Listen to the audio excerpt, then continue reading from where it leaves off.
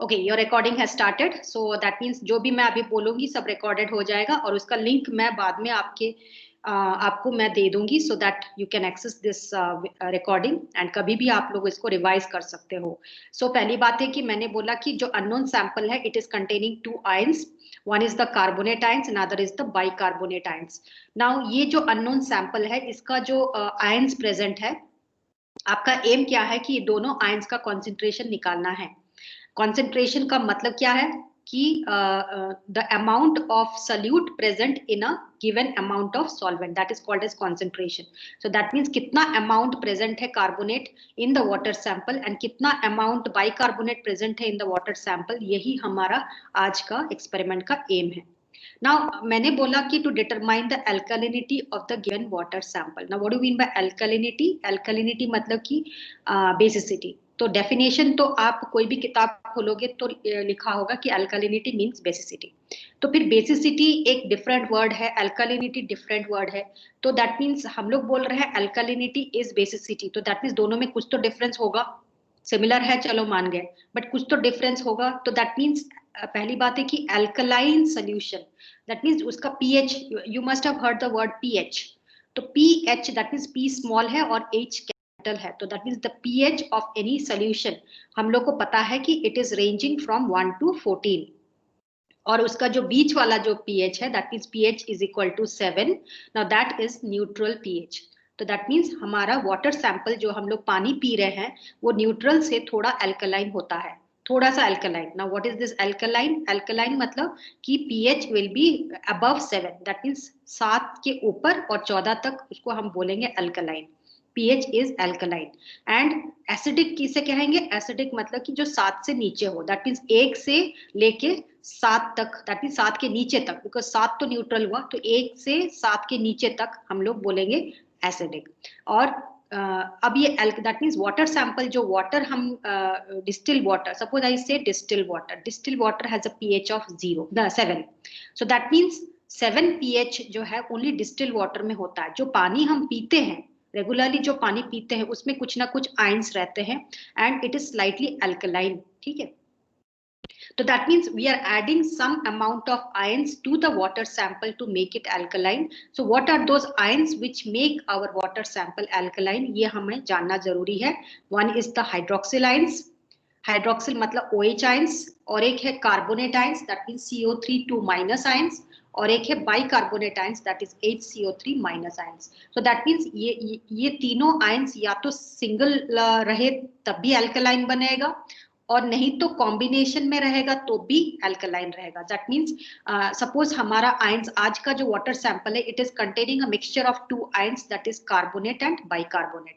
So that means ये दोनों ions के वजह से हमारा वाटर सैंपल अल्कलाइन है। सिमिलरली आपको suppose hydroxyl and carbonate ions है हमारे वाटर सैंपल में, suppose hydroxyl and carbonate ions है, then also the water sample will be alkaline. So that means in short I will say that the presence of hydroxyl ions और carbonate ions और bicarbonate ions और a combination of both will lead to a alkaline solution, ठीक है। तो मैंने अभी definition बताया कि अल्कलिनिटी मीन्स बेसिसिटी। तो मतलब कि what do you mean bye a base?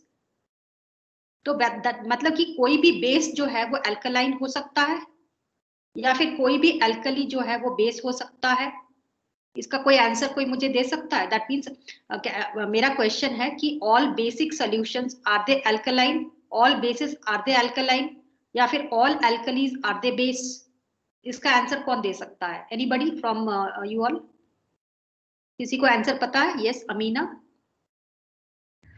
Yes, ma'am. The bases that are soluble in water are called as alkalis, and not all bases are alkalis, but all alkalis are bases. Very good, very good Amina, बहुत अच्छा answer दिया आपने। अभी आप दोनों जो है लवी और अमीना, आप दोनों हाथ नीचे कर दो, आप लोग का आंसर एकदम सही है। That means let me repeat what Amina said कि ऑल अल्कलीज आर बेसिस। ये जो है it is correct to all extent, but all bases they may not be alkali. मतलब क्या है? एग्जाम्पल मैं बताती हूँ। Suppose I take the example of a base, ठीक है। बेस का एग्जांपल मैं दे रही हूँ sodium hydroxide, potassium hydroxide, calcium hydroxide, magnesium hydroxide, हाँ, और sodium carbonate, sodium bicarbonate, potassium carbonate, potassium bicarbonate, all these are bases. Now ये बेसिस जो है, because they are soluble in water, only those bases which are soluble in water they will be told as alkali. So that means necessarily बहुत obvious सी बात है, by default you can say that all alkalis are bases. ठीक है, that means all water soluble bases are alkali, so that means all alkalis are bases. Example है sodium hydroxide, potassium hydroxide, sodium carbonate, sodium bicarbonate, potassium carbonate, potassium, all these जो भी मैंने अभी नाम लिया, they are all water soluble. Now let us come to the example of bases which are not soluble in water. Now ले लो आप suppose the higher periodic table में जो आपके extreme right hand side में D block hydroxides या फिर D block salts, वो भी bases होते हैं, like ferric hydroxide, ferrous hydroxide, copper hydroxide, lead hydroxide, all these are bases. ठीक है। Now lead hydroxide and copper hydroxide या फिर आयरन हाइड्रोक्साइड, ये सारे के सारे they are bases but they are not soluble in water, so that means they are not alkali. So that means all alkalis are bases but all bases are not alkali. ठीक है, तो ये हुआ, that means you must have understood now.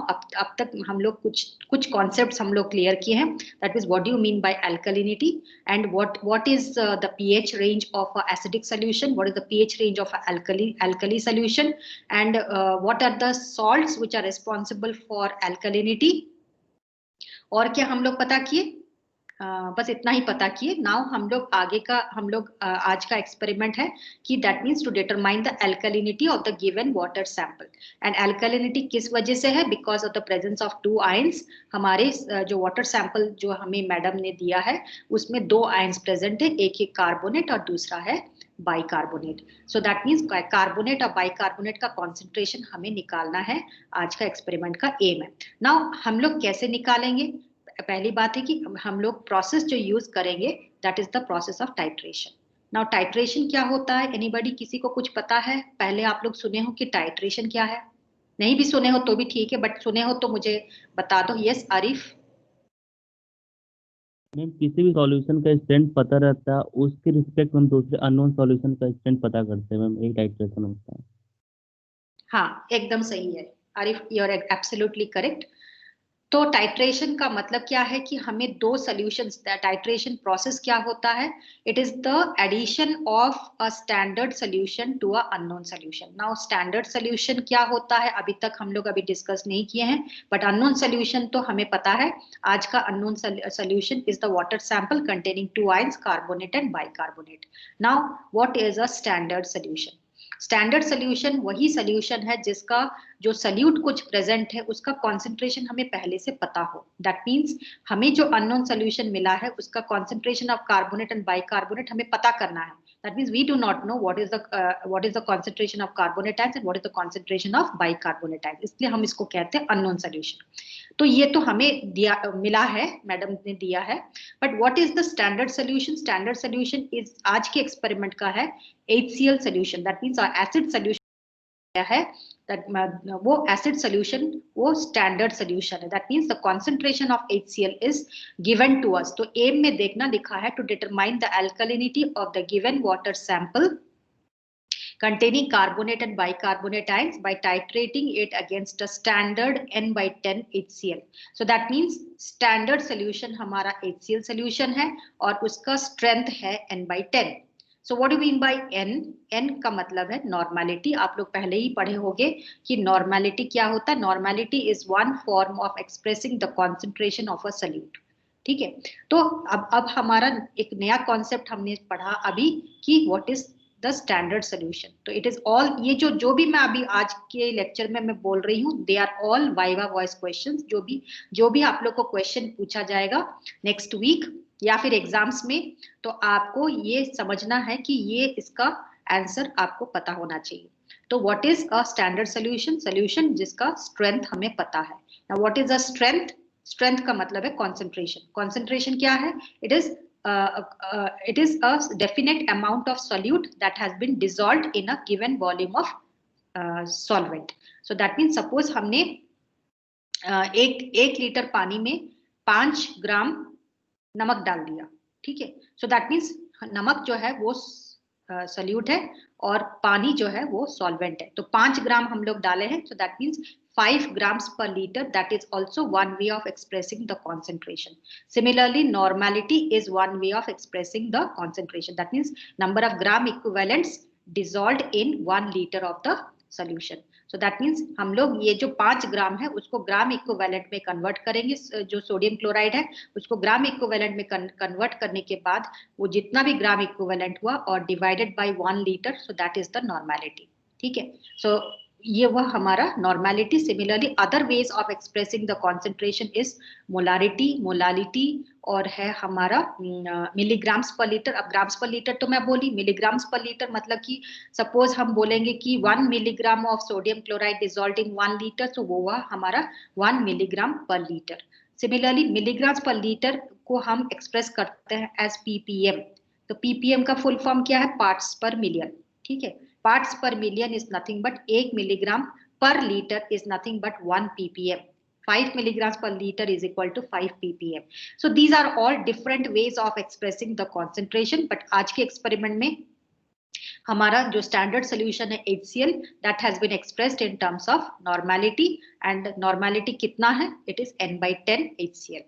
तो हमें that means 2 solution मिले हैं, एक है standard solution और दूसरा है अननोन सोल्यूशन। तो दोनों बीकर में हमें एक स्टैंडर्ड सोल्यूशन मिला है और दूसरे बीकर में हमें अननोन सोल्यूशन अपने अपने सीट में। दैट मीन्स आपको लैब का एक दिन मैं दिखाऊंगी, आपको एक वीडियो बना के मैं आपको दिखाऊंगी कि लैब दिखता कैसे है हमारा लैब। और हर एक बच्चे को एक एक सीट अलॉट किया जाता है, उस सीट पे हम लोग को ब्यूरेट मिलता है।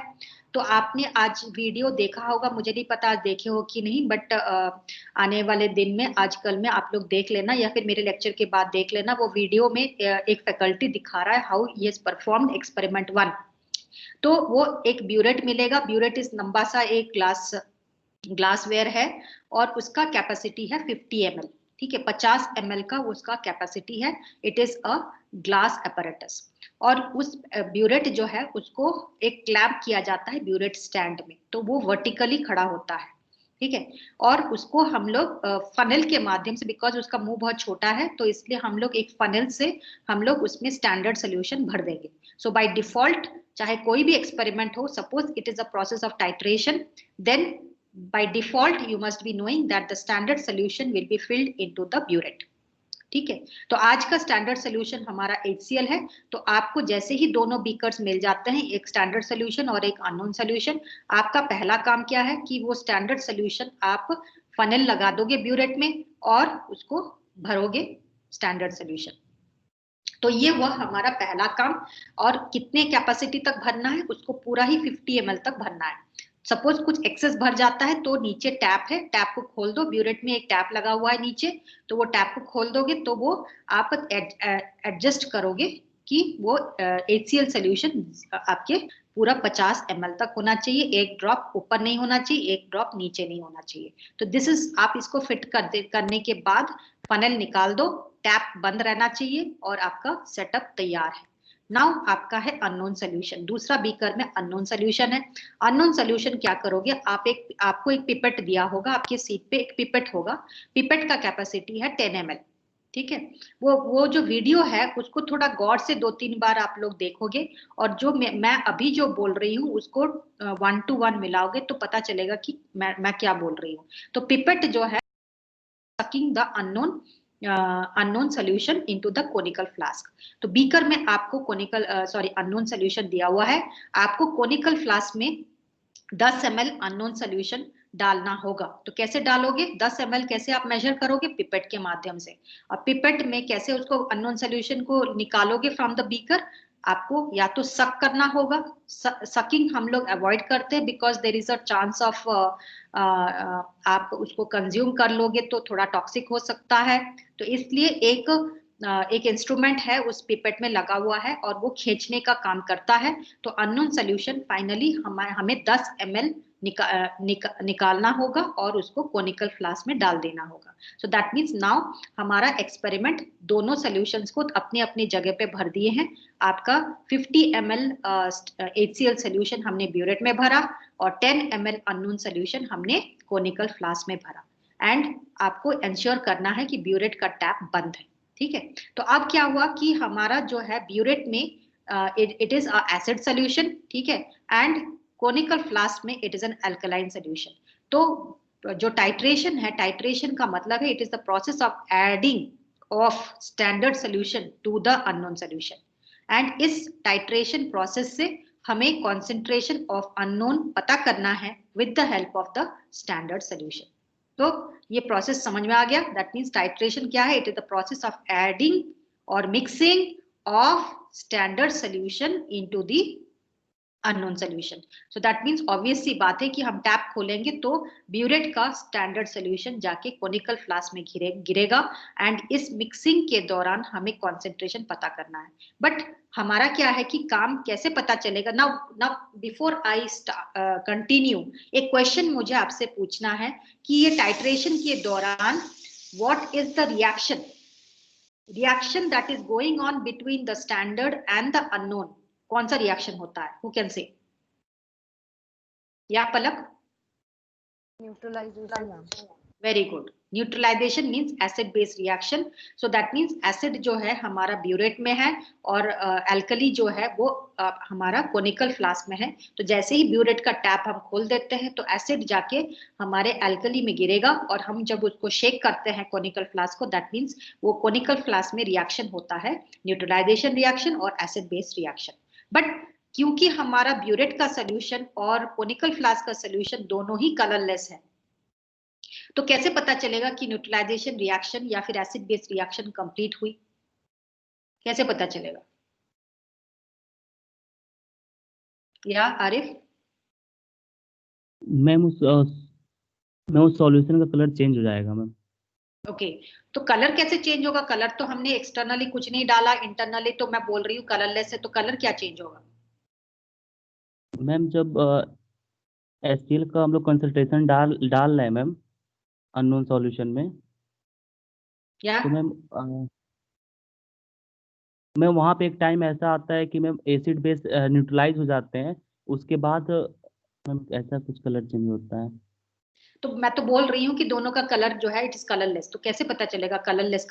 कलर तक कुछ चेंज ही नहीं होगा जब तक माने बिकॉज HCl जो है इट इज इटसेल्फ कलरलेस, और एल्कली जो है, जो वाटर सैंपल है, वो इटसेल्फ कलरलेस है। तो जब तक हमारा रिएक्शन चलता रहेगा वो कलरलेस ही है। तो हमें इनफैक्ट इस पर्टिकुलर सेटअप में तो हमें तो कतई हमें पता नहीं चलेगा कि कलर चेंज क्या हो रहा है। यस एकता?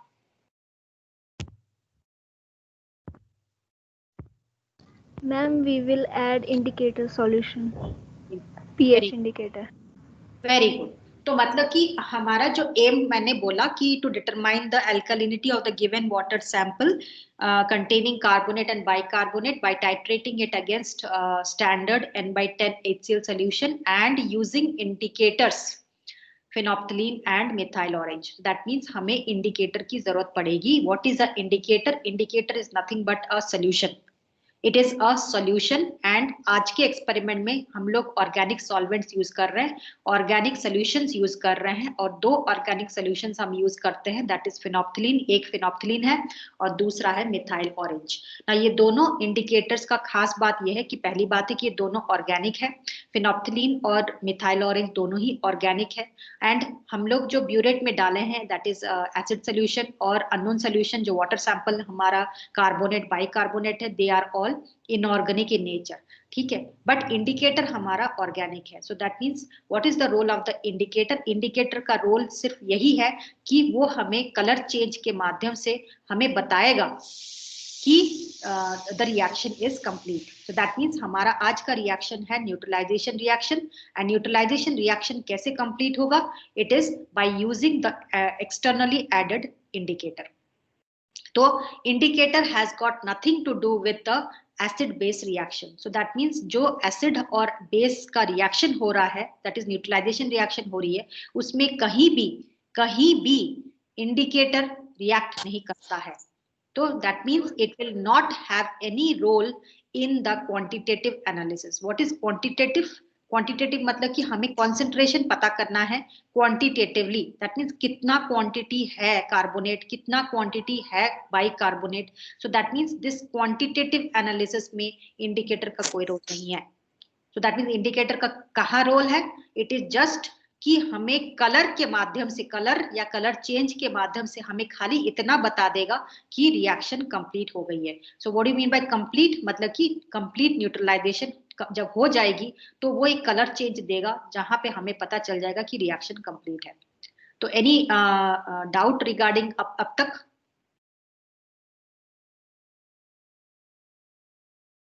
अभी तक जो मैं बोली उससे कुछ डाउट्स है तो you can raise your hand, otherwise मैं कंटिन्यू करूंगी.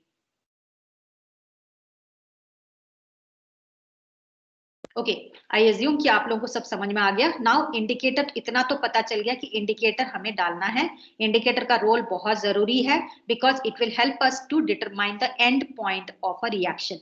Now what is end point? End point का मतलब है कि when the reaction is complete, that means हमारा रिएक्शन क्या हो रहा है आज के एक्सपेरिमेंट में? It is acid based reaction. So acid based reaction complete कब होती है वो इंडिकेट करता है द इंडिकेटर. ठीक है. सो नाउ हम लोग क्या करते हैं, हम लोग देखना वो इंस्ट्रक्शन मैनुअल में हमें लिखा हुआ है कि the indicator has to be added only a drop. That means 1 drop of indicator has to be added. ये नहीं कि 1 ml डाल दिए या 2 ml डाल दिए. तो एक ड्रॉप में आपका काम बन जाता है. तो हम एक ड्रॉप क्यों बोलते हैं?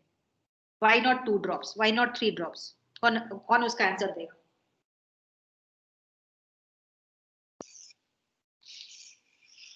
या एनीबॉडी?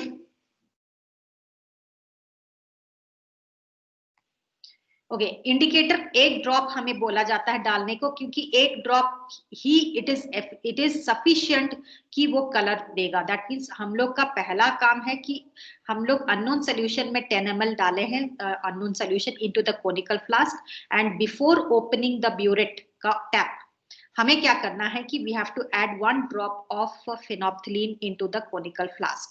सो पहला इंडिकेटर जो हम यूज करेंगे that is phenolphthalein, and phenolphthalein हमें एक ड्रॉप ही डालना है. एंड एक ड्रॉप क्यों डालना है? बिकॉज एक drop is sufficient to give that colour. आप 2 ड्रॉप डाल सकते हो but you are going to waste chemicals. तो केमिकल्स हमें वेस्ट करने की जरूरत नहीं है. जब एक ड्रॉप से हमारा काम बन जाता है तो दूसरा ड्रॉप नहीं डालने की जरूरत है. बट सपोज गलती से हमारा एक ड्रॉप के बदले में 2 ड्रॉप डल जाता है, ड्रॉपर को प्रेस करते वक्त सपोज 2 ड्रॉप भी गिर जाती है, तो it will not affect your readings because मैंने बोला कि इंडिकेटर का कोई रोल नहीं है इन द क्वांटिटेटिव एनालिसिस. तो इसलिए आप एक ड्रॉप डालो या 1 ml भी डाल दो तो रीडिंग आपका वही रहेगा जो एक ड्रॉप से बनती है. ठीक है. तो नाउ हमारा ये है कि एक ड्रॉप आपने इंडिकेटर, दैट मीन्स पहला इंडिकेटर हम फेनोप्थिलीन डालेंगे. तो फेनोप्थिलीन जो है we have to ensure that drop, जब आप लोग मेरे सामने एक्सपेरिमेंट करते तो मैं आप लोगों को काफी सारा प्रिकॉशंस बताती, बिकॉज जब आप कोई काम कर रहे हो तो ये प्रिकॉशंस बहुत जरूरी होता है कि हम गलती ना करें. तो दैट मीन्स हमारा यहाँ पे ये प्रिकॉशन है कि जब आप फेनोप्थिलीन डालो या मिथाइल ऑरेंज डालोगे तो आपको ड्रॉपर दिया जाता है. तो ड्रॉपर से एक ड्रॉप जब डालते हो so that means that drop, एक single drop, it should drop right into the middle of the conical flask. That means conical flask को vertical रखोगे, ये नहीं कि उसको टेढ़ा करके ड्रॉप डाल रहे हो. टेढ़ा करके ड्रॉप डालने से क्या होता है कि that drop of phenolphthalein it can slide through the glass. That means वो ग्लास के जो conical flask के जो sides है वहां पे लग जाने का डर रहता है. तो इसलिए sides में नहीं डालना है. क्यों नहीं डालना है? क्योंकि साइड्स में डालोगे तो फिर वो एक तो कोनिकल फ्लास्क को पूरा ही कलर कर देगा. तो इसलिए हमें खाली सोल्यूशन को कलर करना है. तो इसलिए we should not be wasting that chemical by sides में गिराने का जरूरत नहीं है. सीधा सेंटर में पड़ना चाहिए दैट ड्रॉप. तो सेंटर में जैसे ही एक ड्रॉप पड़ा ठीक है, वो कोनिकल फ्लास्क को शेक करोगे तो इंस्टेंटली एक बहुत तेजी कलर का पिंक कलर दिखता है. So that means the color that will be released by phenolphthalein into the unknown solution is the pink color. And वो पिंक इतना गाढ़ा होता है कि 2 ड्रॉप डालने का मतलब ही नहीं बनता है. तो जो कलर ब्लाइंड है वो अलग अलग बात है, बट इतना भी कोई कलर ब्लाइंड नहीं होता है कि एकदम डिस्टिंक्टली पिंक कलर को आपको दिखेगा अननोन माने कलरलेस. तो नाउ हमारा रिएक्शन इज सेटअप, हमने इंडिकेटर डाल दिया और हमारा colourless solution has now become pink. ठीक है, now we will be opening the tap of the burette. So burette का टैप जैसे ही ओपन करोगे, दैट मीन्स आपको बहुत धीरे धीरे ओपन करना है. ये नहीं कि अचानक से पूरा टैप को खोल दिए तो सोल्यूशन पूरा ही गिरने लगेगा इनटू द कोनिकल फ्लास्क, नहीं. तो that means you have to control the flow of the acid solution, control the flow of the standard solution. So आप ब्यूरेट का टैप को धीरे धीरे खोलोगे and the drop wise addition होना चाहिए standard solution into the conical flask. So ये drop wise addition से क्या है कि why we are telling drop wise, because we have to get the exact amount of HCl, कितना volume of HCl हमारा solution, that means unknown solution को neutralise करने के लिए कितना वॉल्यूम ऑफ HCl लगा है, वो हमें तभी पता चल सकता है जब हम ड्रॉप वाइज एडिशन करेंगे. जब हम एकाएक ब्यूरेट का टैप खोल देते हैं तो बहुत अचानक से लमसम अमाउंट गिर सकता है, तो हमारा कलरलेस आ जाएगा. That means the colour change is pink to colourless, that is the end point. So that means end point is what, neutralization reaction का end point is what, is when we get a colorless solution. That means when the color of pink changes to colorless.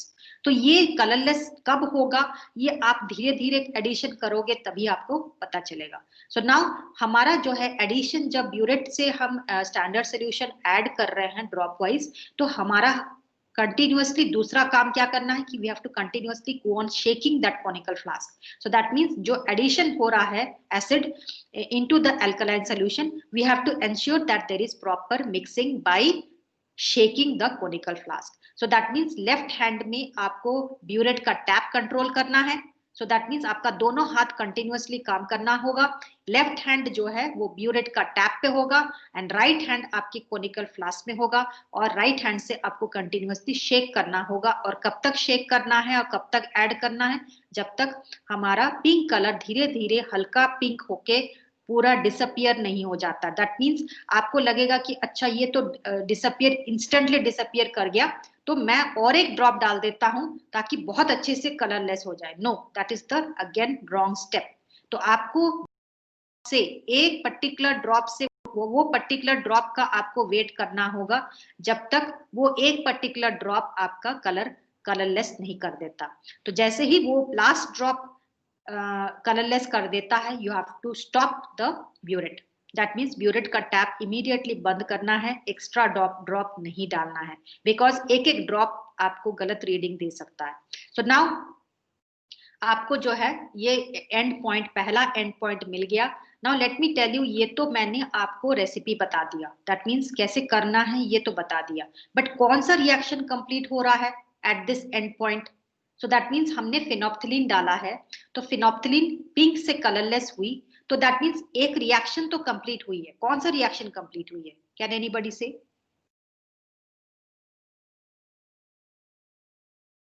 Anybody? हमारे unknown solution में 2 ions पड़े हैं, carbonate ions and bicarbonate ions. Okay, now let me tell you, जब ये carbonate and bicarbonate हमारे water sample में present है, तो क्या है कि हमारा pH of the solution, that means pH of that unknown solution, लगभग it is highly alkaline. Highly alkaline मतलब पीएच, आप एक पीएच पेपर से मेजर करोगे, सो पीएच पेपर आपको इंडिकेट करेगा कि पीएच इज लगभग आपका वो अननोन सोल्यूशन का पीएच है अराउंड 10 से ऊपर, 10 to 11 के ऊपर. That means your unknown solution is highly alkaline. And highly alkaline condition में हमने phenolphthalein डाला है, हमने methyl orange नहीं डाला. Again, this is a viva voice question. आपसे पूछा जा सकता है कि why you have added phenolphthalein first, why not methyl orange? ठीक है, उसका भी आंसर है, मैं बता रही हूँ. तो हमें पहले पता करना है कि which reaction got completed at the first end point. तो हमारा कोनिकल फ्लास्क में 2 आयंस प्रेजेंट है, एक है कार्बोनेट और दूसरा है bicarbonate.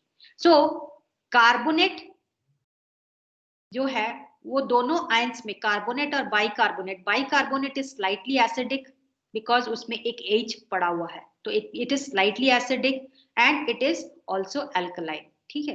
But carbonate is strongly alkaline, और उसके कंपैरिजन में the hydroxyl ions it is also और द मोर, माने और ज्यादा अल्कलाइन है। सो तीनों आयंस में सपोज आपसे पूछा जाता है which is more alkaline, then the answer will be hydroxyl ions, then carbonate ions and then the bicarbonate ions. But हमारे आज के solution में हमारा hydroxyl ions नहीं है, कार्बोनेट है and bicarbonate है, and carbonate is highly alkaline as compared to bicarbonate. तो जब आप acid डाल रहे हो, when you have started adding acid to the unknown solution, तो सबसे पहला न्यूट्रलाइज कौन होगा? It is the carbonate ions. So that means at the first end point, that is phenolphthalein colorless, pink to colorless हो रही है, first end point में all the carbonate ions have got neutralized to bicarbonate ions. So carbonate ions plus H plus ions will give bicarbonate ions. ठीक है. So that means आपके unknown solution में जितने भी carbonate ions पड़े हुए हैं वो सारे के सारे at the first end point bicarbonate में convert हो जाएंगे. सो दैट मीन्स आपको पता होना चाहिए कि आप जो भी एक्सपेरिमेंट कर रहे हो, जो भी आप स्टेप ले रहे हो, उसके पीछे टेक्निकल बैकग्राउंड क्या है, वो टेक्निकल बैकग्राउंड ही आपको वाइवा में हेल्प करेगा. सो दैट मीन्स मेरा क्वेश्चन क्या है कि at the first end point pink to colourless हो रही है, उसमें कौन सा रिएक्शन कंप्लीट हो रही है? So the first reaction that complete हो रहा है वो है all the carbonate ions they got converted to bicarbonate ions. ठीक है. सो नाउ ये तो हो गया. दैट मीन्स हमारे सोल्यूशन में एक तो पहले से बाइकार्बोनेट आयंस कुछ पड़े थे और फिर फर्स्ट एंड पॉइंट में हमारा carbonate ions got converted to bicarbonate ions. So that means हमारा अब bicarbonate ions at the first end point concentration बहुत ज्यादा हो गई. एक तो अननोन कॉन्सेंट्रेशन और एक तो हम लोग खुद आपको ऐड करके दिए कुछ बाइकार्बोनेट आयंस, और दूसरा है कि फर्स्ट एंड पॉइंट में कुछ कार्बोनेट आयंस, जितने भी कार्बोनेट आयंस थे वो सारे के सारे कन्वर्ट हो गए bicarbonate ions. That means eight the first end point जैसे ही कलरलेस हो जाती है तो आपके अननोन सॉल्यूशन में ओनली बाइकार्बोनेट आयंस पड़े हैं, अभी कोई कार्बोनेट नहीं पड़ा. ठीक है. और क्योंकि आपने एसिड डाला हुआ है, so now the pH of the unknown solution वो धीरे धीरे नीचे उतर के एसिडिक रेंज में आ रहा है.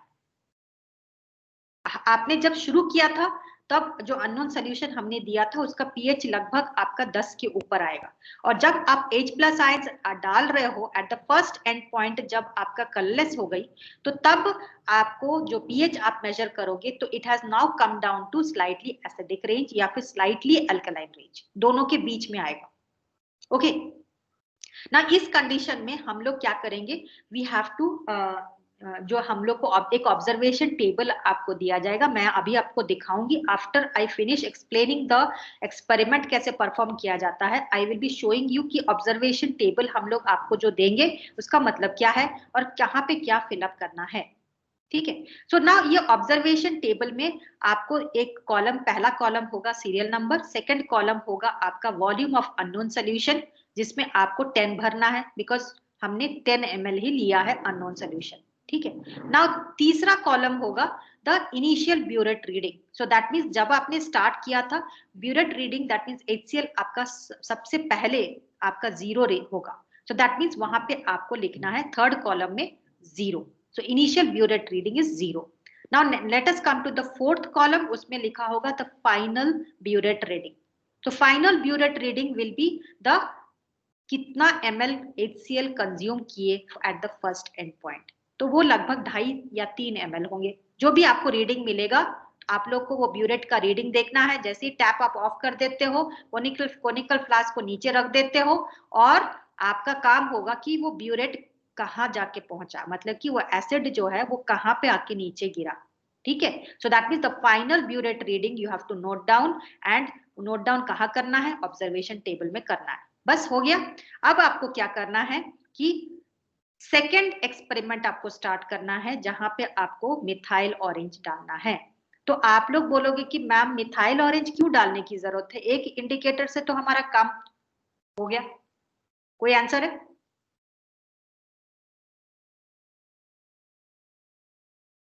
Anybody who can give the answer कि हम 2 इंडिकेटर क्यों यूज कर रहे हैं? या नवी? Ma'am, because we had 2 different type of basic ions. So ma'am क्योंकि फिनोफ्थलीन मतलब ज़्यादा जल्दी मतलब जैसे कार्बोनेट था तो मैम वो ज़्यादा अल्कलाइन था, तो फिनोफ्थलीन की जो रेंज होती है इट इज़ समथिंग 8 टू, तो दैट इज़ वाई वो बता देगा कि bicarbonate. Okay, very good. आपने I don't know, I am not sure. Yes, आप तो काफी हद तक बोल दिए। क्लास 12 पास करके आके इतना कुछ बोल दिए, बहुत अच्छी बात है। या फिर आपने वो मैनुअल पढ़ा होगा, what ever it is, very very very nice answer कि हम 2 हाथ नीचे कर दो लगी। तो अब क्या है कि she has told absolutely correct answer. मैं आपको आप लोगों को समझाती हूँ कि 2 इंडिकेटर्स हम इसलिए डालते हैं हमारे इस एक्सपेरिमेंट में क्योंकि हमारा 2 अननोन है।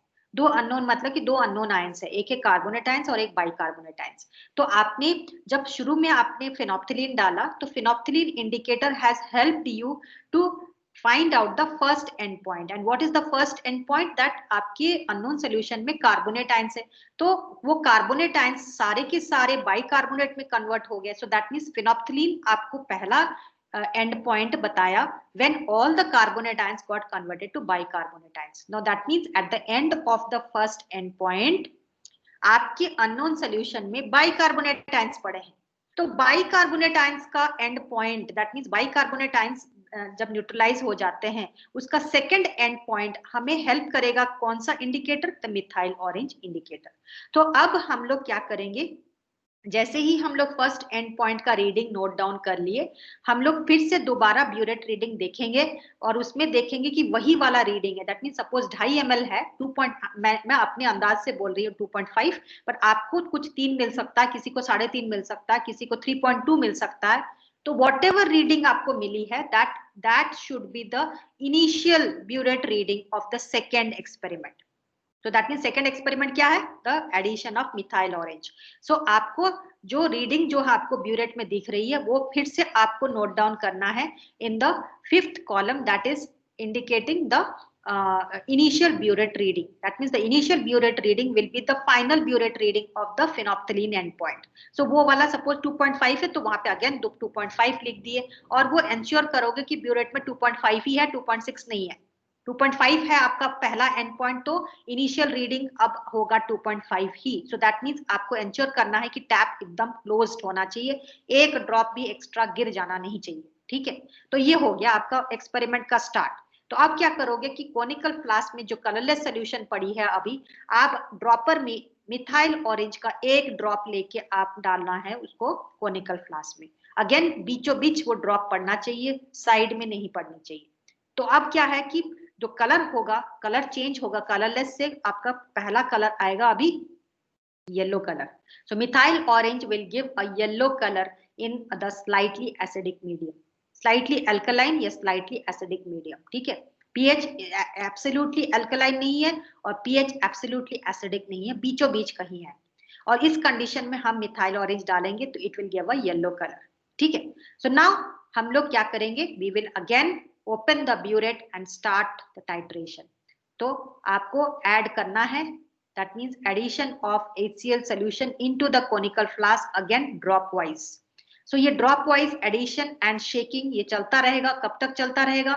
जब तक आपका कलर चेंज नहीं होता। Now what is the second color change? That is yellow से wine red कलर आएगा। सो जैसे ही वाइन रेड कलर थोड़ा थोड़ा देखना येलो हल्का होता जाएगा और थोड़ा रेडिश भाव आता जाएगा, तो मतलब कि आपको समझ में आ जाना चाहिए कि मेरा एंड पॉइंट नजदीक आ रहा है।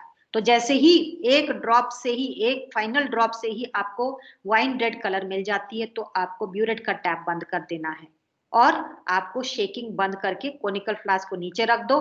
ठीक है, and note down the final and point. तो वो करीबन 10 के आसपास आएगा, 10-11 के आसपास। तो नाउ आप ऑब्जर्वेशन टेबल में सेकंड एंड पॉइंट में, that means initial reading will B वही 2.5 जो आपको मिला था फर्स्ट एंड पॉइंट में, और सेकंड एंड पॉइंट के final reading, final burette reading will B 10 या 11, जो भी आपको रीडिंग मिली है वो नोट डाउन करना है। सो नाउ आपका एक सेट ऑफ एक्सपेरिमेंट कंप्लीट हो गई. What is one set of experiment में आपको 2 एंड पॉइंट मिल रहे हैं. पहला end point is phenolphthalein and point, जबकि आपका pink colour has become colourless, and the second end point is the methyl orange end point, जहां पे yellow color will get converted to wine red color. तो अब ये set of experiment जैसे ही complete होती है, आपको दूसरा सेट ऑफ एक्सपेरिमेंट के लिए रेडी होना है. ब्यूरेट को आप फिर से फिलअप करोगे 0 लेवल तक फनल के माध्यम से, और कोनिकल फ्लास्क को आप फेंक देना है पानी को. कोनिकल फ्लास्क को फेंकना नहीं है, पानी को फेंक देना है और वाटर से उसको अच्छे से धो देना है. And we have to get ready for the second set of experiment. आपको वही प्रोसेस रिपीट करना है. 10 ml ऑफ अननोन सोल्यूशन आप कोनिकल फ्लास्क में डालोगे, ब्यूरेट को 0 लेवल तक ले आओगे, और फिर फनल को हटा के टैप बंद होना चाहिए, और फिर उसके बाद हम लोग फिर से दोबारा 1 ड्रॉप ऑफ फिनोप्थिलीन उस कोनिकल फ्लास्क में डालेंगे, and the process will continue 3 times. So that means 3 set of experiments आपको करने हैं, और वो ऑब्जर्वेशन टेबल को फिलअप कर देना है 3 बार. ठीक है. नाउ ये ऑब्जर्वेशन टेबल तो आप फिलअप कर दिए, एक्सपेरिमेंट भी आपका कंप्लीट हो गया. Now next is coming the calculation. ठीक है.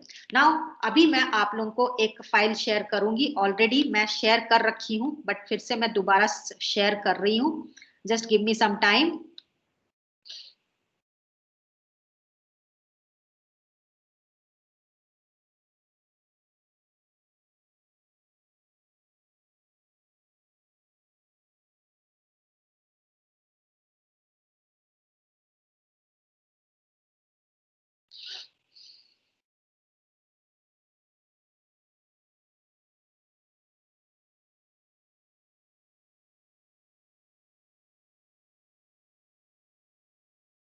Okay, can you see this? This is the manual. ये आप लोग के LMS में अपलोडेड है. सो दिस मैनुअल का मैं थोड़ा इसको बड़ा कर दे रही हूं, so that you can see. 1 minute.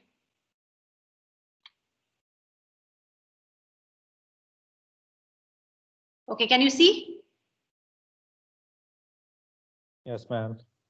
तो यहाँ पे लिखा है, हाँ, एक्सपेरिमेंट नंबर 1 लिखा है, एम ऑफ द एक्सपेरिमेंट लिखा है, ऑब्जेक्टिव लिखा है, थ्योरी लिखा हुआ है. ये theory, this is nothing but viva voice question. ये ऑलरेडी मैं आप लोगों को एक्सप्लेन कर चुकी हूँ. What do mean by alkalinity, what is mean by basicity, carbonate क्या होता है, बाइकार्बोनेट होता क्या है, हाइड्रोक्सिल क्या होता है, N/10 HCl क्या होता है. ठीक है.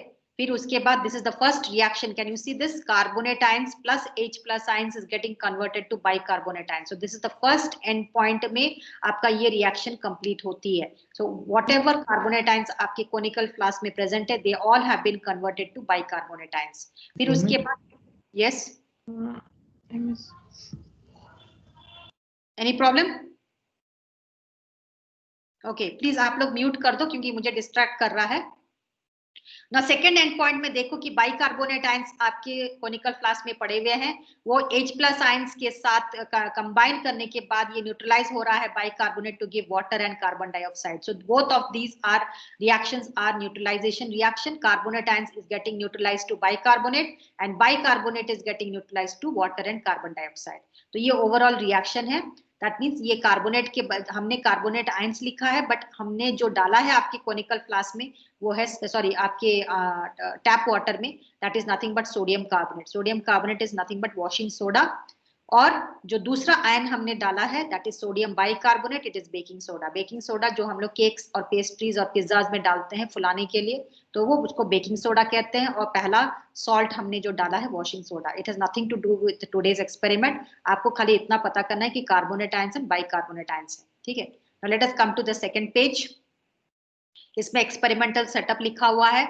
आपको पूरा कायदे से हम लोग लिख के दे रहे हैं, और यही वाला पूरा ये एक्सपेरिमेंट 1 से कितना पेजेस है, 4 पेज है. तो ये 4 पेज तक आपको लैब रजिस्टर बनाना है, और जू का तू जैसा लिखा हुआ है उसी को आपको चेपना है. दैट मीन्स कॉपी करना है, बढ़िया सा हैंडराइटिंग में लिखना है. जो जितना बढ़िया हैंडराइटिंग और प्रेजेंटेबल में लिखेगा उसको 10 के 10 मिलेंगे. वाइवा जो है it will be of 5 numbers, and बाकी सब आपकी जो प्रेजेंटेशन है, कैसे आप लिख रहे हो, और बहुत गंदा हैंडराइटिंग में लिख रहे हो, ऑब्वियसली 5 में से आपको 2 मिलेगा, 1 मिलेगा. और जो बढ़िया सा हैंडराइटिंग में लिखा उसको 5 के 5 मिलेंगे. और वाइवा में जिसने पूरा क्वेश्चंस का आंसर कर दिया उसको 5 के 5 मिलेंगे. तो टोटल 10 मिल जाएंगे. तो बढ़िया खुश हो जाओगे आप, मैं भी खुश हो जाऊंगी. तो वॉट एवर इट इज, तो ये आपको लिखना है, मैं आपको बता देती हूँ, ये पूरा चीज आपको लिखना है, कैसे लिखना वो मैं बता दूंगी, but let me come to the calculation part. So this you can see, this is the observation table. Okay, तो ऑब्जर्वेशन टेबल जो है आपको क्या लिखना है, सीरियल नंबर, यहाँ पे 3 एक्सपेरिमेंट्स करना है, तो 1 2 3 होना चाहिए यहाँ पे लिखा हुआ, और volume of unknown sample taken is 10 ml, तो हर एक बार आपको 10 लिखना है. ठीक है, now late here this is the burette reading. Burette reading हम लोग 2 भाग में डिवाइड किए, एक फिनोप्थिलीन, दूसरा है methyl orange.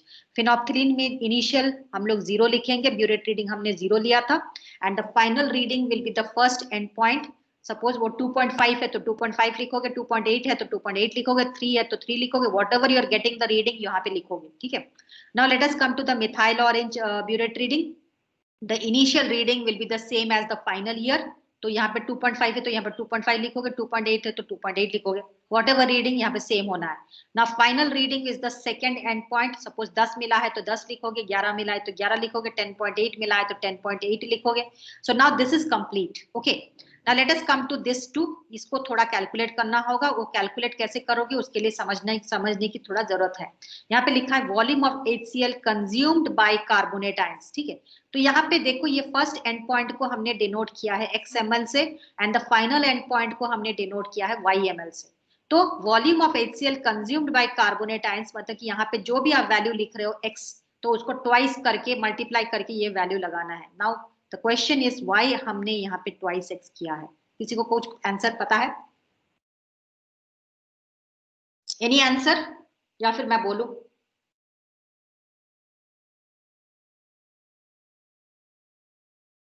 Okay,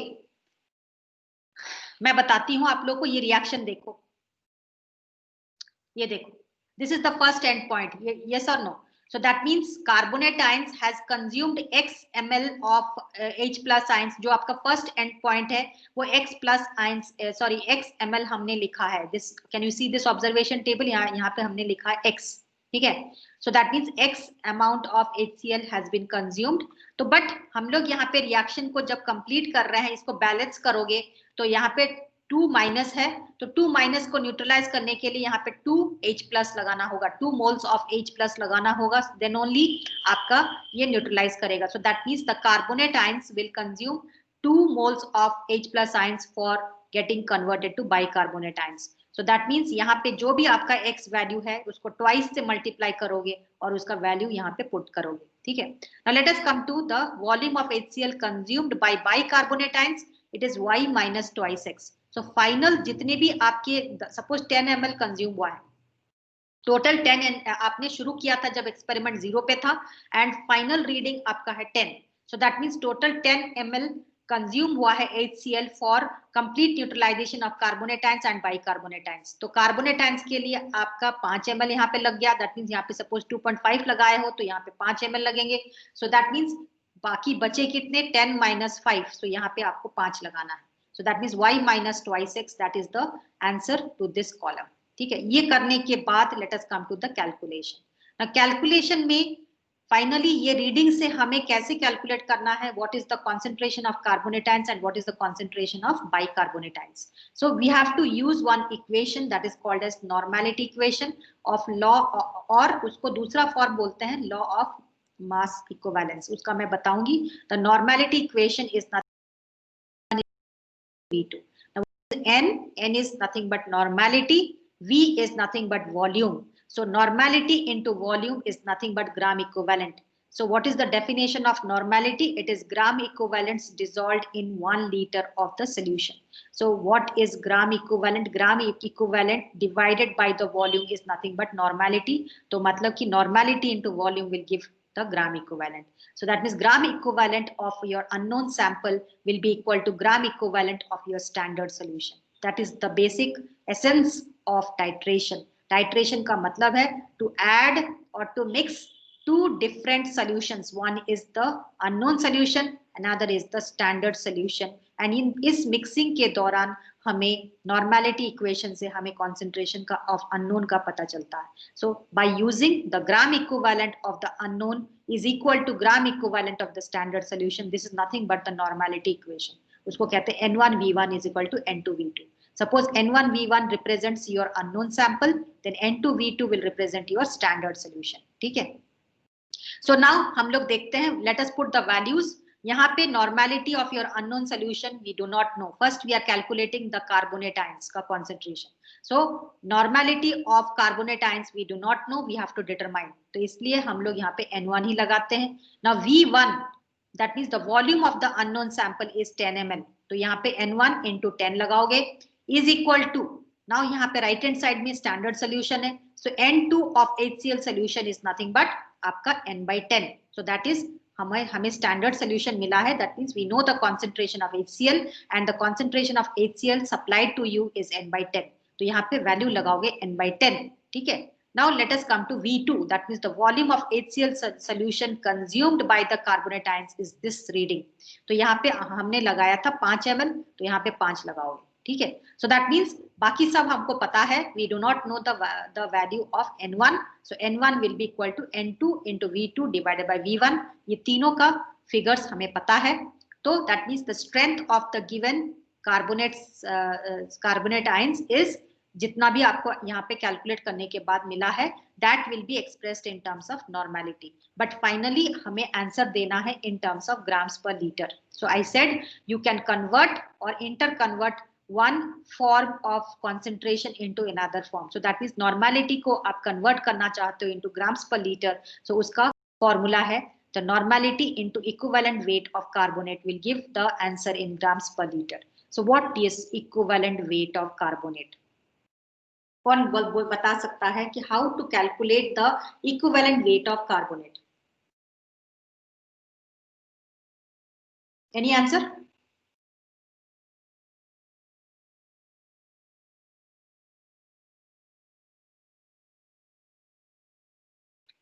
Okay, you do not know.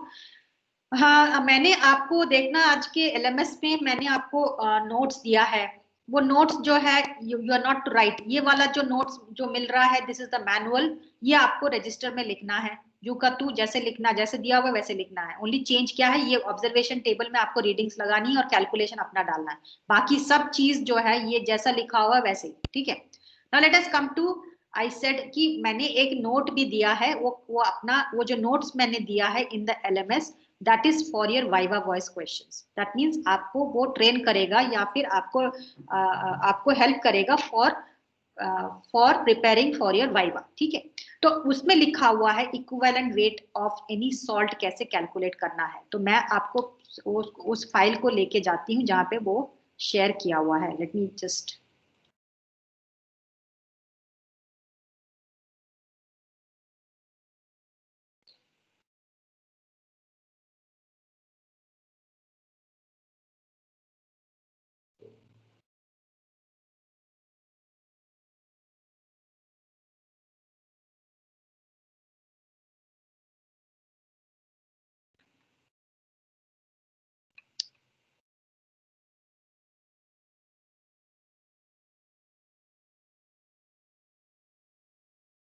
क्यों नहीं आ रहा है?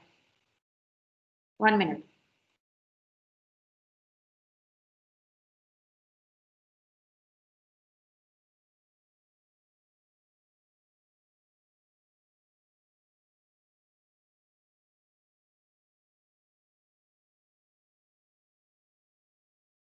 ये दिख रहा है?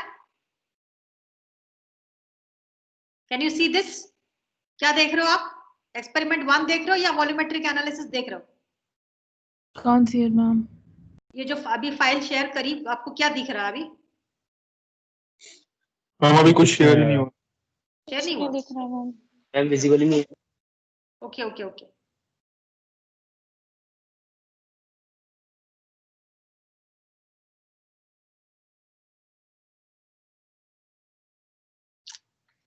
अरे यार,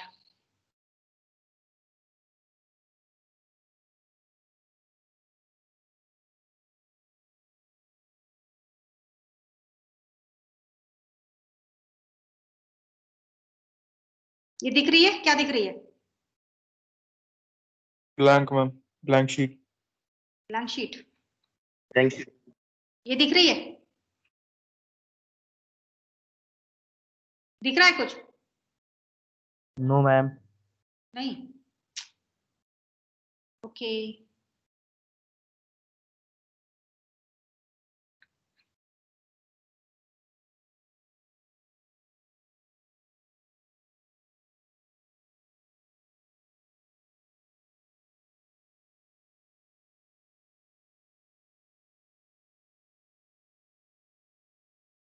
या अब दिख रही?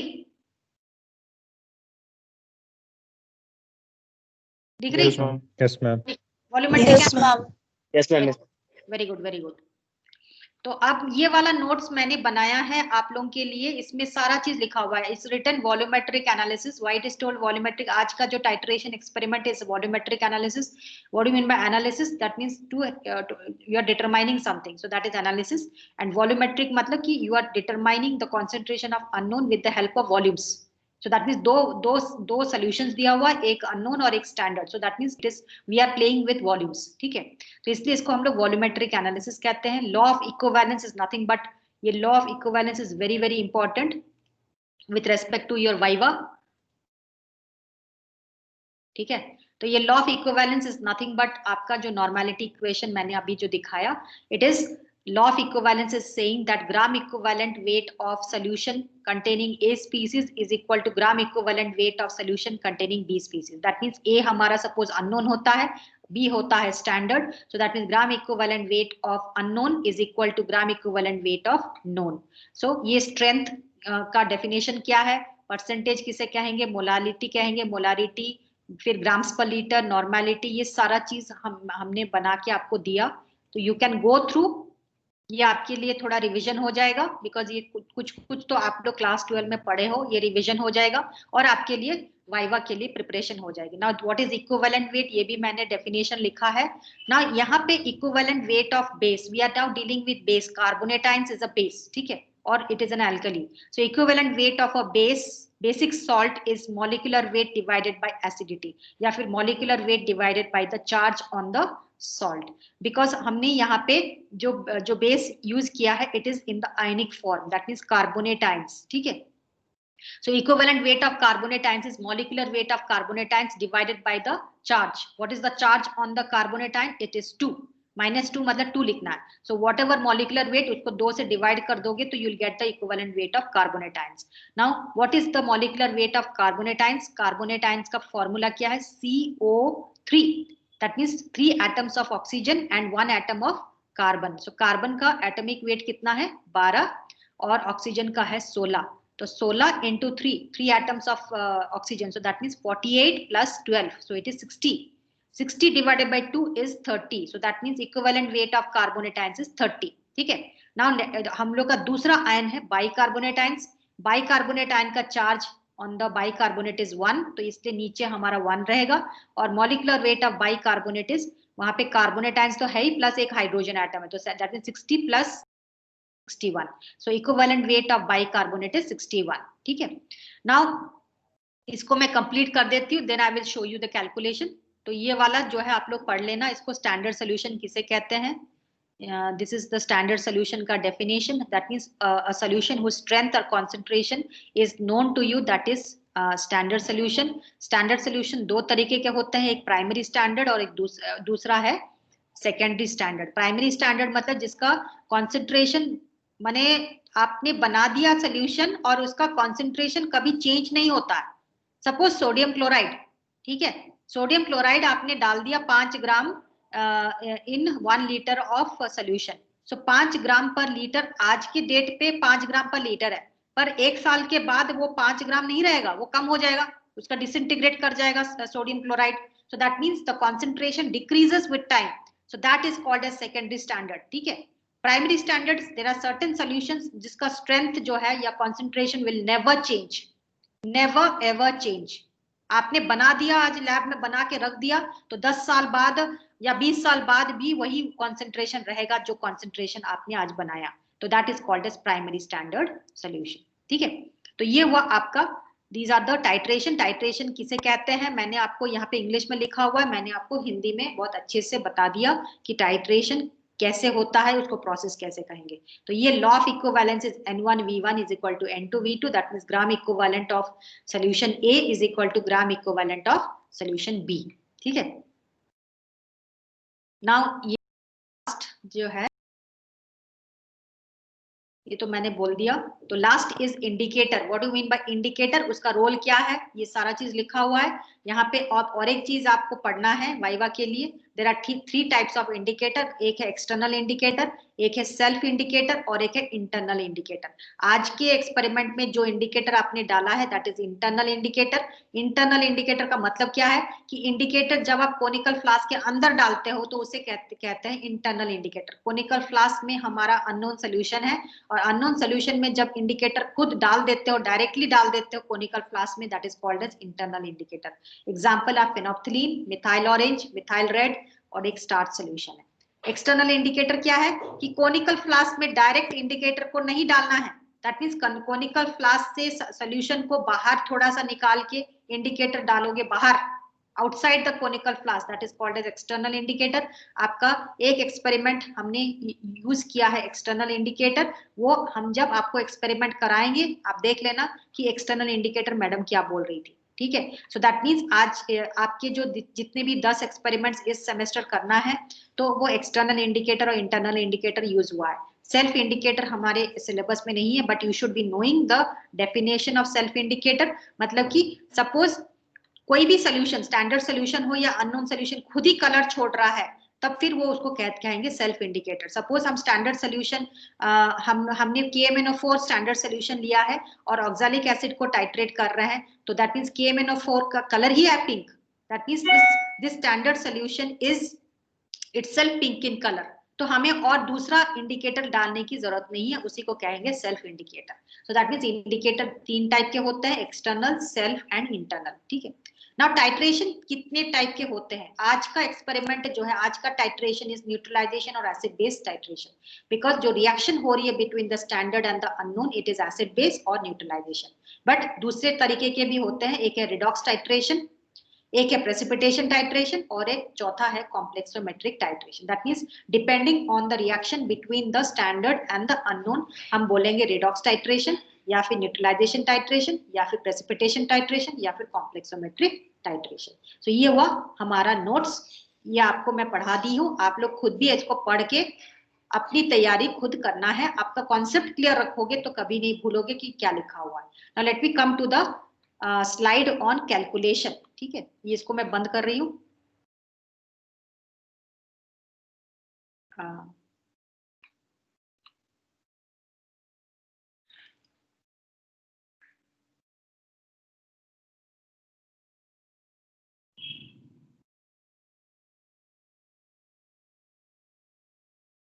Okay, so we come back to our experiment number 1 manual, जिसमें हमने सब कुछ डिस्कस कर चुका है, but we have to now tell how we have to do the calculation. Okay, so calculation में हमें ये इतना तक तो हमें समझ में आ गया कि नॉर्मेलिटी हमने निकाल दिया कार्बोनेट आयंस का, उसको मल्टीप्लाई करना है with equivalent weight of carbonate. Equivalent weight of carbonate हमने कैलकुलेट किया, इट इज इक्वल टू 30। सो जो भी n वैल्यू निकाले हो इसको मल्टीप्लाई कर दो 30 से, तो हम लोग को आंसर मिल जाएगा ग्राम्स पर लीटर में, ठीक है। और इसको ग्राम्स पर लीटर में कन्वर्ट करना है टू मिलीग्राम्स पर लीटर, तो जो भी आंसर होगा इनटू 1000 कर दो, तो वो हो गया 1000 मिलीग्राम पर लीटर। तो ये हमें मिल गया concentration of carbonate ions. Now let us come to concentration of bicarbonate ions. उसको कैसे डिटरमाइन करेंगे? सेम फॉर्मूला से करेंगे, N1V1 is equal to N2V2। Left hand side में हमारा अननोन है, राइट हैंड साइड में हमारा नोन है, ठीक है। सो दैट मींस N1 हमें पता नहीं है, V1 is 10 ml, N2 is N/10 and V2 is हमारा ये वाला जो भी हमारा यहाँ पे ऑब्जर्वेशन टेबल में हमने लिखा है, यहाँ पे 5 मैंने लिखा है तो यहाँ पे 5 डालूंगी। तो हमारा strength of the bicarbonate ions in terms of grams पर लीटर होगा क्या? जो भी यहाँ पे नॉर्मेलिटी निकाले हो into equivalent weight of bicarbonate कर दो। Equivalent weight of bicarbonate is nothing but 61। तो जो भी वैल्यू होगा उसको ग्राम्स पर लीटर में हमें मिल गया, और उसको 1000 से मल्टीप्लाई करोगे तो हमें मिलीग्राम्स पर लीटर में मिल जाएगा। So that means suppose our answer is 5.2 milligrams per liter.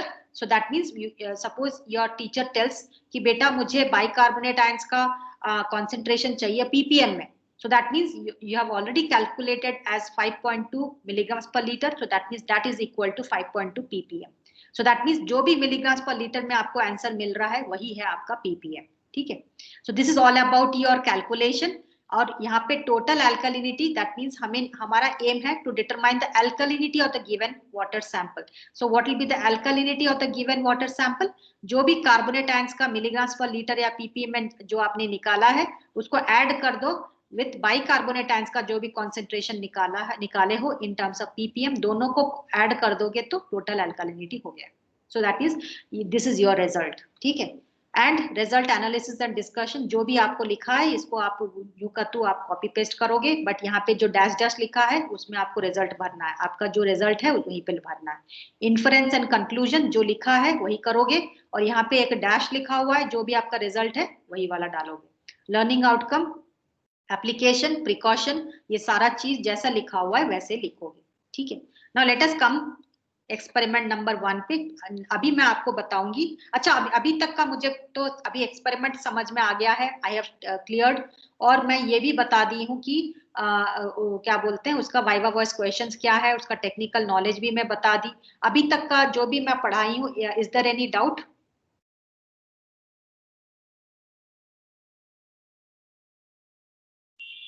कोई डाउट है तो बोलो, नहीं तो फिर मैं आगे बताऊंगी कि कैसे रजिस्टर मेंटेन करना है. बिकॉज लैब रजिस्टर आपको मेंटेन करना है. ये जो लैब मैनुअल है, this is your lab manual, इसी को कॉपी करना है आपके लैब रजिस्टर में. ठीक है ना. ये लैब रजिस्टर जो आप खरीदोगे, it is nothing but A4 sheets आप खरीदोगे आपके नजदीकी दुकान में, जो भी आपका जो स्टेशनरी दुकान जहाँ पे आपका जो पेपर पेंसिल ये सब मिल रहा है, तो वहां जाके आपको बोलना है दुकानदार से कि मुझे A4 शीट पेपर चाहिए, और A4 शीट जो है एक साइड रूल्ड होगा, दूसरा साइड ब्लैंक होगा. ठीक है. So that means it will be ruled one side and another side it will be blank. तो वैसे ही आपको कम से कम 6-7 पेज खरीदना है, और उसमें देखना वो जो शीट्स जो आप खरीदोगे उसमें ऑलरेडी पंच है. So that means 2 होल्स होंगे, और आपको एक लैब कवर खरीदना पड़ेगा. दैट मीन्स द रजिस्टर का कवर खरीदना पड़ेगा. वो एक हार्ड बोर्ड की तरह होता है और उसमें धागा लगा हुआ है. ठीक है. तो वो धागा को खोल के वो शीट्स को उसके अंदर घुसा के वो धागा लगा के बाइंड कर देना. बाइंड नहीं मतलब कि बांध के रखना है. वैसा तरीका का एक्सपेरिमेंट 1 आप लिखोगे. अभी एक्सपेरिमेंट 1 जैसे ही कंप्लीट हो जाएगा, you will be told to write that this experiment in the form of this manual. ठीक है. तो ये आपने लिख दिया. एक्सपेरिमेंट 1 कंप्लीट हो गया, फिर एक्सपेरिमेंट 2 कंप्लीट होगा, फिर एक्सपेरिमेंट 3, ऐसा करके 10 एक्सपेरिमेंट जैसे ही कंप्लीट हो जाएंगे, हम आपको बोलेंगे कि इसको बाइंड करवा के लाओ. तो बाइंड हम बता देंगे कहाँ करना होता है, बट अभी फिलहाल आप एक्सपेरिमेंट 1 को लिख के रेडी करके रख लेना है. Now let me tell you कि how you are going to write in the register. So ruled page, जो आपका रूल्ड पेज होगा, that means right hand side will be ruled page and left hand side will be blank page. So right hand side में जैसे लिखा हुआ है उसको, ये वाला जो आप देख रहे हो मैनुअल, इसमें जो भी चीज लिखा है उसको वहीं पे लिखना है, रूल्ड पेज में लिखना है. और यहाँ पे जो बोल्ड में आपको दिख रहा है, एवरीथिंग रिटन इन बोल्ड, वो बोल्ड के लिए आपको ब्लैक पेन यूज करना है. और जो अदर वाला जो लिखा हुआ हल्का कलर में लिखा है, that should be written in blue colour pen. So 2 pen आप यूज करोगे, एक है ब्लैक कलर और एक है ब्लू कलर. और ये रिएक्शंस ब्लैक कलर में लिखने हैं, बाकी सब जितना हल्का कलर है वो सब ब्लू में लिखोगे. ये जितने भी रिएक्शंस है सब ब्लैक पेन में लिखना है. ठीक है. Now let us come to the second page. यहाँ पे आप देखो, यहाँ पे डायग्राम लिखा है, स्कीमेटिक डायग्राम. तो यहाँ पे लिखा है लेफ्ट हैंड साइड. तो यहाँ पे लेफ्ट हैंड साइड लिखा है, मतलब कि आपको ये चीज नहीं लिखना है, ये आपके इंस्ट्रक्शंस के लिए है. तो स्कीमेटिक डायग्राम आपके लेफ्ट हैंड साइड जो आपका ब्लैंक पेज है उसमें लिखना है, ड्रॉ करना है और लिखना है स्कीमेटिक डायग्राम. और स्कीमेटिक डायग्राम के नीचे फेनोप्थिलीन का डायग्राम आप ड्रॉ करोगे. This is the diagram of phenolphthalein and this is the diagram of methyl orange. और ये वाला जो लिखा है left hand side, each student should draw the overall diagram of the experiment, ये चीज आपको नहीं लिखना है, ये आपका इंस्ट्रक्शन के लिए. ठीक है. अब लेफ्ट हैंड साइड में, दैट मींस ब्लैंक पेज में, आपको ये डायग्राम बनाना है इन पेंसिल. रिमेंबर, जो इंस्ट्रक्शंस मैं दे रही हूँ उसको नहीं फॉलो करोगे तो मैं सीधा बोलूंगी कि आप दोबारा उसको लिख के लाओगे, otherwise you will get 0 marks out of 5. Viva का 5 और मैनुअल या फिर लैब रजिस्टर के लिए 5. तो जो इंस्ट्रक्शंस मैं दे रही हूँ उसको फॉलो करना होगा आप लोगों को. और ये डायग्राम जो है, this should be on the left hand side in the blank page and इसको पेंसिल से ड्रॉ करना है. ठीक है. सिमिलरली मिथाइल ऑरेंज का डायग्राम उसी पेज के नीचे, मैंने पहला पेज में आपका फिनोप्थिलीन होगा और दूसरा पेज में आपका, सॉरी दूसरा नीचे की तरफ आपका मिथाइल ऑरेंज का डायग्राम दिखाना है। मैं आपको सीनियर का कॉपी का स्कैन्ड कॉपी मैं आप दे रखी हूँ और टीम में मैंने तीन अटैचमेंट्स दे रखे हैं, उसमें देखना एक सीनियर का फाइल का स्कैन्ड कॉपी होगा। सो दैट मीन्स वो सीनियर का फाइल आप चेक करोगे कि कैसे वो स्टूडेंट ने लिखा है, उसी को ही फॉलो करोगे आप लोग, ठीक है। Now let us come to the next page. ये वाला पार्ट जो लिखा हुआ है ये रूल्ड पेज में होगा और ये ऑब्जर्वेशन टेबल देखो लिखा है left hand side with pencil, इसको नहीं लिखना है left hand side with pencil, but ये आपके इंस्ट्रक्शन के लिए है। ये ऑब्जर्वेशन टेबल आपको जो कतु आपके left hand side that means blank page में बनाना है। पेपर इसको स्केल में आपको ड्रॉ करना है स्केल के साथ, और टेढ़ा मेढ़ा फ्री हैंड राइटिंग में नहीं करोगे, स्केल से करोगे इसको। फिर कैलकुलेशन जो है ऑब्जर्वेशन टेबल के नीचे होना चाहिए, दैट मीन्स ब्लैंक पेज में होना चाहिए, and this should be in pencil, ठीक है। ये सारा चीज आपको पेंसिल में करना है in the blank page. Now let us come to the next page. ये वाला जितना भी लिखा हुआ है it should be in the ruled page, ठीक है।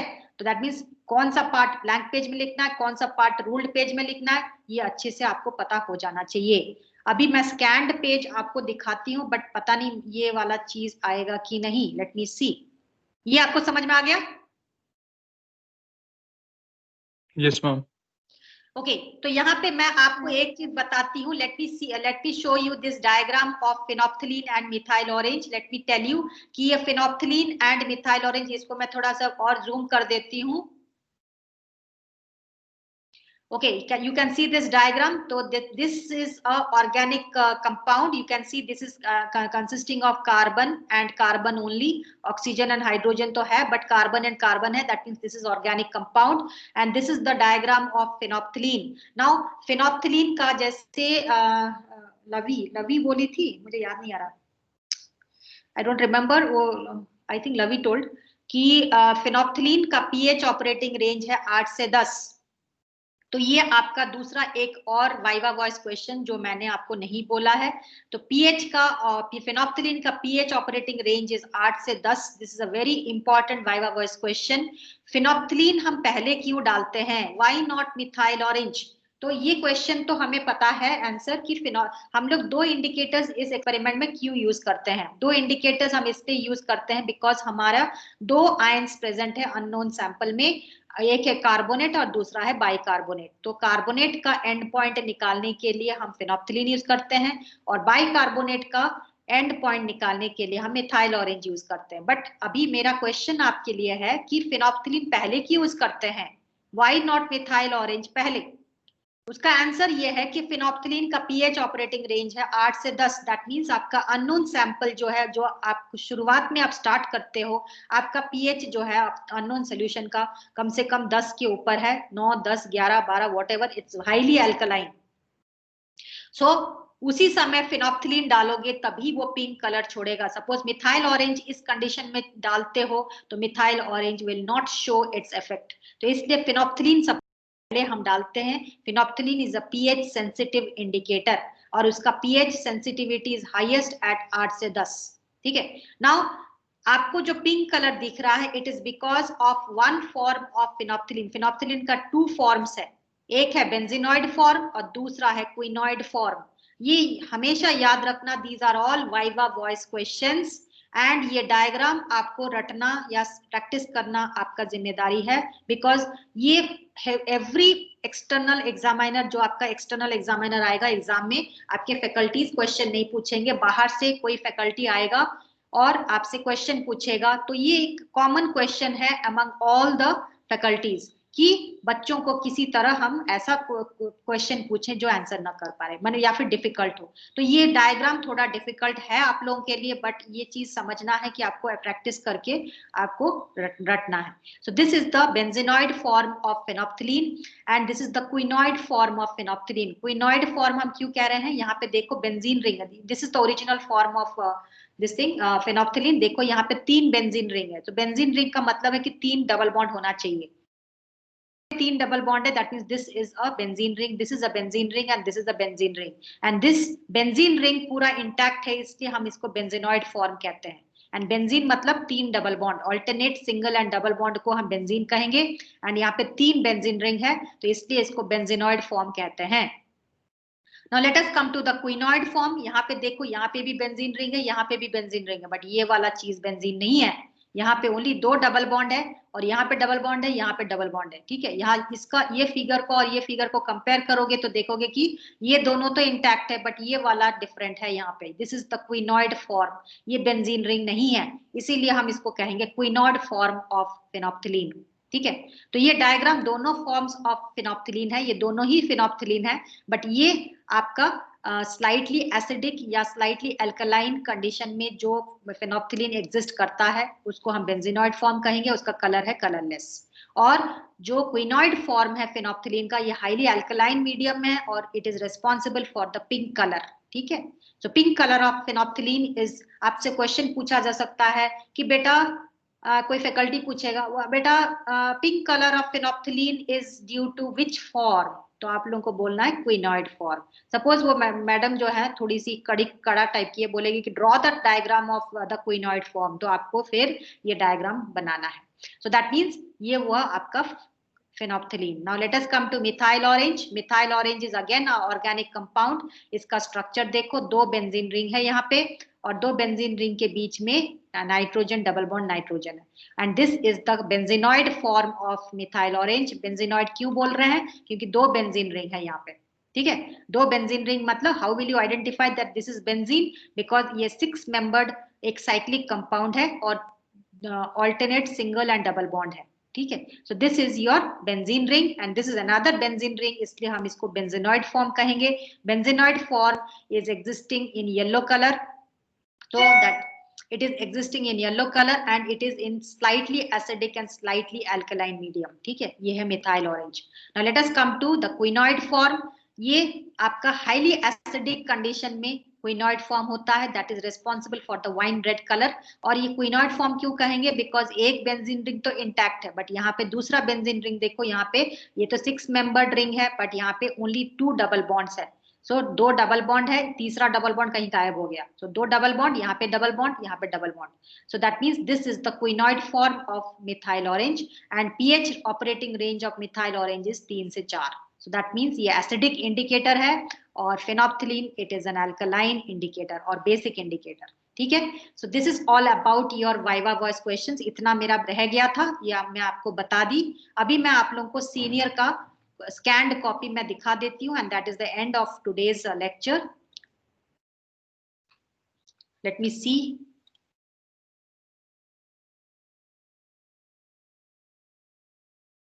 Okay, you can see this. ये आपके सीनियर का, मैं इसको क्लॉकवाइज रोटेट करती हूँ। ये मैंने स्कैन करके आपके लिए दिखाया है। आप यहाँ पे मेरे सामने प्रेजेंट रहते तो मैं सीनियर का कॉपी ही पकड़ा देती, आप लोग देख देख के लिखते। बट थिंग इज दैट अभी ये संभव नहीं हो सकता है। तो यू कैन सी दैट आपको जो पेज खरीद के लाना है, this is the ruled side and this is the blank side, ठीक है। तो यहाँ पे डेट लिखना है, पेज नंबर यहाँ पे डाल देना है और वो मैनुअल में जो लिखा है उसी को ही कॉपी करना है। Experiment 1, aim, objective, theory. और यहाँ पे 2 पेन्स यूज हुआ है, एक है ब्लैक पेन और दूसरा है ब्लू पेन, ठीक है। तो ये हुआ आपका दूसरा पेज। मैं दिखाती हूँ, देखो यहाँ पे लिखा है पेज नंबर 2 और ये ब्लैंक पेज में कुछ भी नहीं किया हुआ है, ब्लैंक है यहाँ पे, ठीक है। और ये वाला ब्लू पेन से लिखा हुआ है। Now let us see the third page. यहाँ पे पेज नंबर 3, यहाँ पे भी वो बच्चा जो है लेफ्ट हैंड साइड में कुछ नहीं किया है, ओवरऑल रिएक्शन यहाँ लिख दिया है। ये चीज को आपको कॉपी करना है फ्रॉम द मैनुअल, ठीक है। ये देखो black pen and blue pen, बढ़िया हैंड राइटिंग में लिखोगे तो 5 के 5 मिल जाएंगे। फिर उसके बाद देखो the diagram, the person has written in the left hand side, बहुत ही गंदा राइटिंग था उसका, तो 5 नंबर मैंने नहीं दिया था, ठीक है। तो आप बढ़िया सा इसको डायग्राम बनाओगे। दिस इज द फेनोप्थिलीन का, यहाँ पे हेडिंग में लिखना है फेनोप्थिलीन, क्योंकि बच्चा जो है ये बोलेगा नहीं कि क्या है, तो टीचर को थोड़ी पता है, तो यहाँ पे लिखना है फेनोप्थिलीन, ठीक है। तो ये पूरा चीज उसने बनाया है। This is the benzenoid form, this the quinoid form. ये पेंसिल से करना है, पेन से नहीं करना है। और ये मिथाइल ऑरेंज, यहाँ पे हेडिंग डालना है मिथाइल ऑरेंज और 2 फॉर्म्स बनाना है, ये बेंजीनॉइड है, ये क्विनॉइड है, ठीक है। नाउ ये राइट हैंड साइड में ये ब्लू पेन से लिखा हुआ है। Now let us come to the page number 5। यहाँ पे भी वो ब्लू पेन से लिखा है और लेफ्ट हैंड साइड में इतना गंदा किया है, देखो कितना गंदे से, आप खुद ही बोलोगे कि मैडम ये बहुत गंदा लिखा है। तो ठीक है, आपको बढ़िया लिखना है, यहाँ पे हेडिंग डालना है ऑब्जर्वेशन टेबल, ये बंदा नहीं किया है। और आपको पेन से, सॉरी स्केल से आपको ये टेबल बनाना है, स्केल से, बढ़िया सा स्केल से बनाओगे। एंड ये अंदर का जो भी मैटर है इसको पेंसिल से भरना है, ठीक है। और ये जो भी है, ये वैल्यूज जो है, ये एंड पॉइंट का रीडिंग्स आपको वो वही वीडियो देखना है जो सर जो मैं अपलोड की हूँ आपके एलएमएस में, वो सर जो है वो एंड पॉइंट वहां पे क्या दिखाए हैं, वो एंड पॉइंट यहाँ पे डालना है, ठीक है। और ये तो ट्वाइस एक्स वैल्यू लगाना है, इसमें 10 माइनस ट्वाइस एक्स करोगे तो ये वैल्यू कैलकुलेट करने के बाद नीचे कैलकुलेशन है, तो कैलकुलेशन में लिखोगे फॉर कार्बोनेट आयंस, फिर कैलकुलेट करोगे, फॉर बाइकार्बोनेट फिर कैलकुलेट करोगे। So this left hand side has to be in pencil और right hand side it has to be in pen. तो बस हो गया, this is all about your senior का वो। Let me come back to you all. Okay, तो अब बहुत ही लंबा खींचा हुआ है, मैं भी बोल बोल के थक गई, 1.5 घंटा से मैं बोल रही हूँ, आप लोग तो सुन रहे हो। तो any problem, any doubt?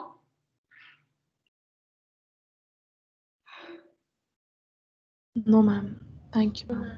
Okay, thank you for listening. और एक चीज है कि ये रिकॉर्डिंग हो रहा है, तो ये रिकॉर्डिंग मैं आप लोगों को लिंक दूंगी, बिकॉज ये मैं अभी तो इतना कुछ इंस्ट्रक्शंस बोल दी, आप लोगों को टेक्निकल टर्म्स भी बोल दी, आपको एक्सपेरिमेंट भी बोल दी, आपको कैसे लैब रिकॉर्ड मेंटेन करना वो भी बोल दी, आपको सारा इंस्ट्रक्शंस इसी 1.5 घंटे में सारा कवर अप तो कर दी, पर आप भूल जाओगे।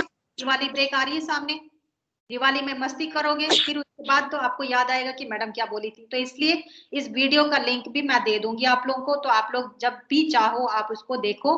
और सारा चीज आप लोगों के एलएमएस में अपलोडेड है, अटेंडेंस वहां पे मार्क करो, और अभी मैं आप लोगों का अटेंडेंस लूंगी फिर छोड़ दूंगी। ओके ओके, तो मैं ये रिकॉर्डिंग ऑफ कर रही हूँ।